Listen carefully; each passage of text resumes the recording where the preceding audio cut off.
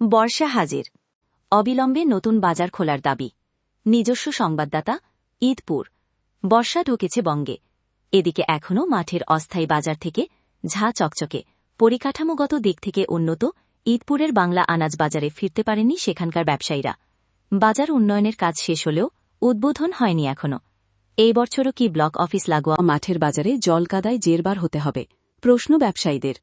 দ্রুত বাজার উদ্বোধনের দাবি জানাচ্ছেন ক্রেতারাও।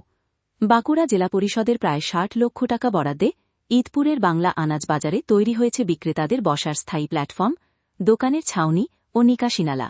আলো, জলের ব্যবস্থা করে আনাজ ও মাছের বাজারের জায়গাও নির্দিষ্ট করা হয়েছে। তবু কোনো অজ্ঞাত কারণে বাজারটি খোলা হয়নি। গত জুন মাসে বাজার সাজানোর কাজ শুরুর আগে ব্লক অফিস লাগোয়া পাশের মাঠে সরে গিয়েছিলেন মাছ ও আনাজ ব্যবসায়ীরা। এখনও সেখানেই বসছে বাজার। তবে বর্ষায় ওই মাঠ জলকাদায় ভরে ওঠে। ক্রেতা বিক্রেতা দুপক্ষকেই নাজেহাল হতে হয় বলে অভিযোগ। এই বছর আর সেই ঝক্কি পোহাতে চান না কেউই।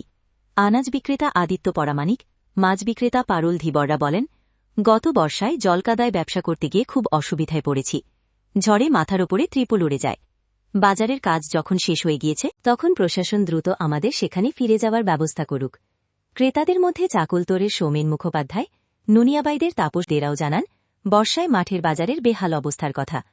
তাদের কথায়, বর্ষায় মাঠের বাজারে কোথাও কোথাও ১ ফুট করে কাদা জমে। এভাবে কি বাজার করা যায়? এদিকে দ্রুত স্থায়ী বাজারের উদ্বোধন হবে বলে আশ্বাস দিচ্ছেন বাঁকুড়া জেলা পরিষদের সভাধিপতি অনুসূয়া রায়। ব্লক প্রশাসনও জানায়, শিগগিরই বাজার উদ্বোধন করে বিক্রেতাদের আগের জায়গায় ফেরানো হবে। ধন্যবাদ জ্ঞাপন ও কৃতজ্ঞতা স্বীকার আনন্দবাজার পত্রিকা।